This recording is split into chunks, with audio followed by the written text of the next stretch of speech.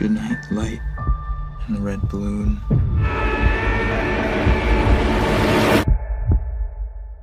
Hello friends, कैसे हैं आप सब। दोस्तों, आज हम देखने वाले हैं 6 एस्ट्रोनॉट्स की कहानी जो धरती से मंगल ग्रह पर गए तो थे लाइव सर्च करने, लेकिन वापस ही नहीं लौटे। आखिर ऐसा क्या था मंगल ग्रह की मिट्टी में? क्या है ये जिसने एक एक करके सारे एस्ट्रोनॉट्स को मार डाला? आखिर कैसे एक मामूली सा तिनका बना एलियन? जानेंगे इन सभी सवालों के जवाब, तो कहीं मत जाइए, बने रहिए वीडियो में लास्ट तक। कहानी शुरू होती है 6 एस्ट्रोनॉट्स के साथ जो मार्स यानी मंगल ग्रह पर जाने के लिए तैयार हो रहे थे।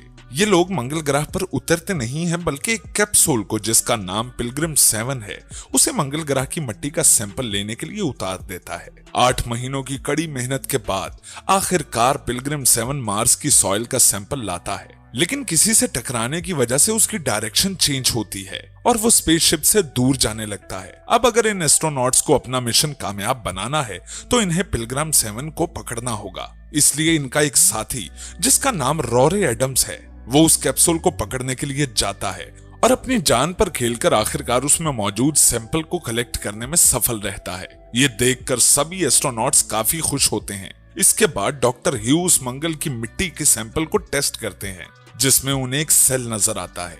यानी मंगल पर जीवन था, लेकिन वो किस रूप में था ये किसी को पता नहीं था।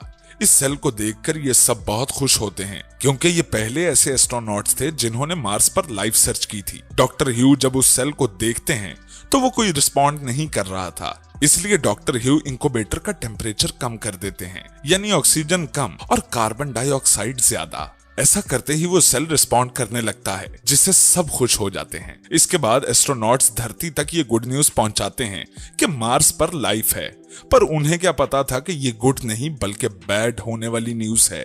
खैर, इसके बाद एस्ट्रोनॉट्स बच्चों के साथ ऑनलाइन चैट करते हैं, जिनमें से एक बच्चा इस सेल को केल्विन का नाम देता है। इधर केल्विन अब मल्टी सेलुलर ऑर्गेनिज्म में बदल चुका था, यानी वो बड़ा हो रहा था। एक दिन एस्ट्रोनॉट्स देखते हैं कि केल्विन काफी छोटा होने के बाद भी डॉक्टर ह्यू से हाथ मिला रहा था। ये अजीब था, लेकिन किसी ने इस पर ज्यादा ध्यान नहीं दिया। कुछ दिन बाद अचानक से केल्विन रिस्पॉन्ड करना बंद कर देता है। सबको ये लगता है कि ये तो गया। ये देख डॉक्टर ह्यू बहुत परेशान हो जाते हैं, क्योंकि उनके हिसाब से ये सेल कई बीमारियों के इलाज में काम आ सकता था। इसका यूज लोगों की भलाई के लिए किया जा सकता था, इसलिए ये इसे किसी भी हालत में जिंदा करना चाहते थे। इसलिए डॉक्टर ह्यू उसे एक हल्का सा शॉक देते हैं, जिसके बाद केल्विन एकदम से उठता है और डॉक्टर ह्यू के हाथ को जकड़ लेता है।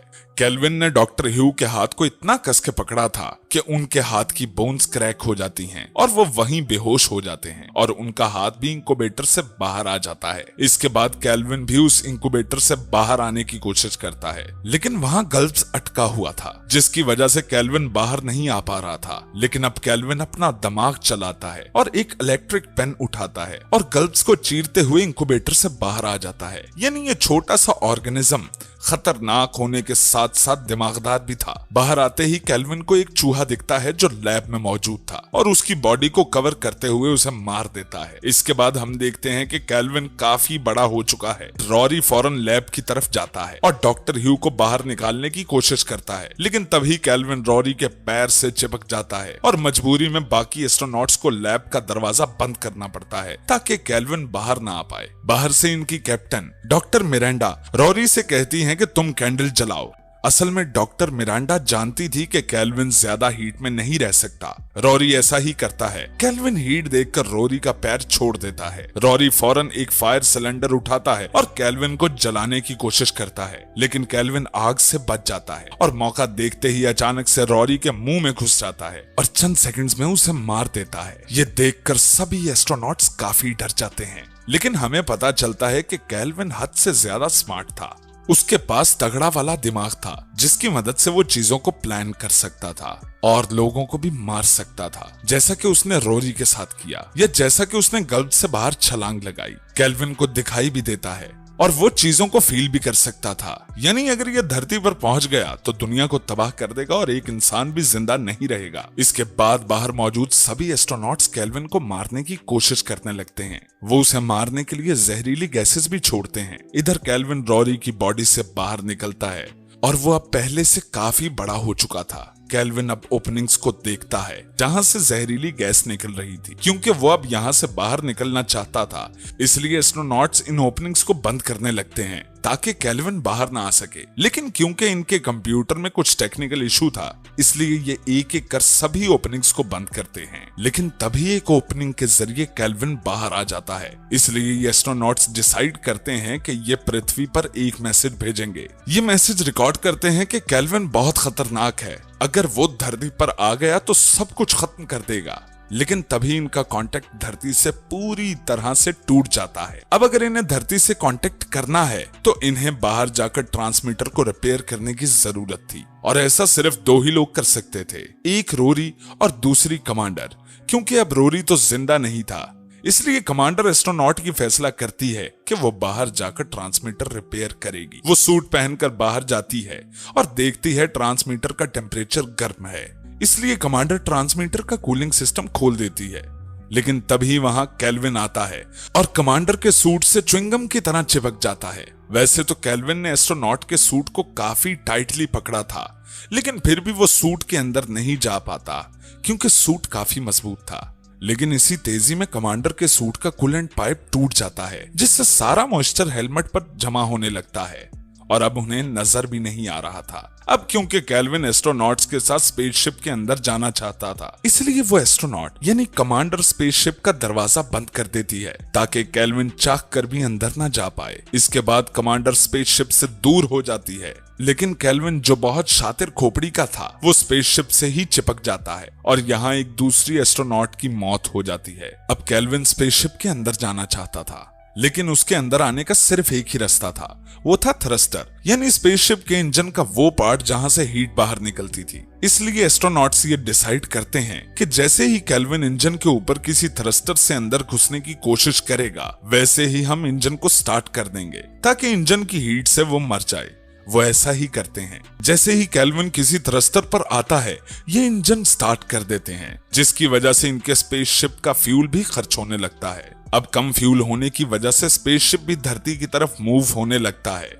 लेकिन ये बिल्कुल नहीं चाहते थे कि स्पेसशिप केल्विन के साथ धरती पर जाए, क्योंकि वो लोगों के लिए जानलेवा है और पूरी धरती को तबाह कर सकता है। इसलिए ये लोग स्पेसशिप को स्टेबल करने में जुड़ जाते हैं। काफी मेहनत के बाद स्पेसशिप तो स्टेबल हो जाता है, लेकिन थ्रस्टर बंद होने की वजह से केल्विन अब स्पेसशिप के अंदर आ जाता है। कुछ देर बाद हम डॉक्टर ह्यू को देखते हैं, जिनकी तबीयत बहुत खराब हो रही थी। उन्हें हार्ट अटैक आया था। एस्ट्रोनॉट्स देखते हैं कि डॉक्टर ह्यू के पैर हैवी लग रहे हैं, जैसे अंदर कुछ भरा हुआ हो। जैसे ही वो डॉक्टर ह्यू के पैर को चेक करते हैं तो वहां होता है केल्विन। यहाँ हमें पता चलता है कि डॉक्टर ह्यू हैंडीकैप थे, इसलिए उन्हें केल्विन के होने का पता नहीं चला था, और अब केल्विन डॉक्टर ह्यू को मारकर और भी ज्यादा बड़ा हो चुका था। अब स्पेसशिप में सिर्फ 3 एस्ट्रोनॉट्स थे जो केल्विन से बचने के लिए भाग रहे थे। एक एस्ट्रोनॉट तो अपने स्लीपिंग पॉड में चला जाता है। केल्विन फौरन यहाँ आता है और स्लीपिंग पॉड तोड़ने की कोशिश करता है, लेकिन क्योंकि वो स्लीपिंग पॉड काफी मजबूत ग्लास का था,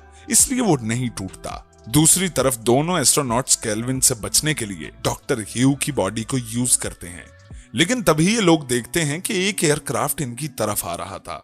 असल में जब इन्होंने धरती पर मैसेज भेजा था तो ट्रांसमीटर के बिगड़ने से पहले ही मैसेज धरती पर पहुंच चुका था। ये एयरक्राफ्ट बेसिकली स्पेसशिप को स्पेस की तरफ धकेलने के लिए भेजा गया था। लेकिन इधर स्लीपिंग पॉड में बंद एस्ट्रोनॉट को लगता है कि धरती से हमें बचाने के लिए मदद आई है, इसलिए वो स्लीपिंग पॉड से निकलकर उस कमरे में पहुंचता है जहां केल्विन बंद था। यहाँ केल्विन इस एस्ट्रोनॉट पर हमला करता है और उसे मार देता है।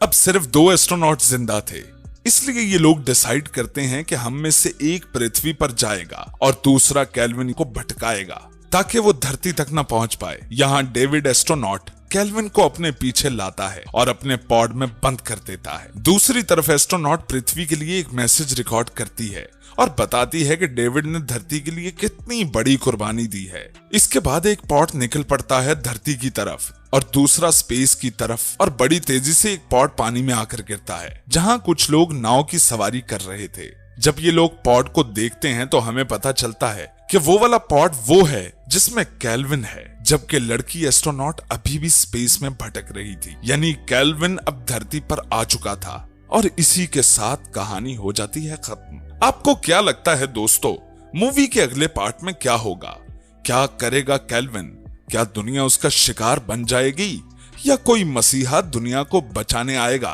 वेल, ये सब पता चलेगा अगले पार्ट में, लेकिन उसके लिए आपको हमारे चैनल को सब्सक्राइब करना होगा और बेल आइकन को प्रेस करना होगा ताकि इस मूवी के साथ साथ किसी भी मूवी का अगला पार्ट आप मिस ना कर पाएं।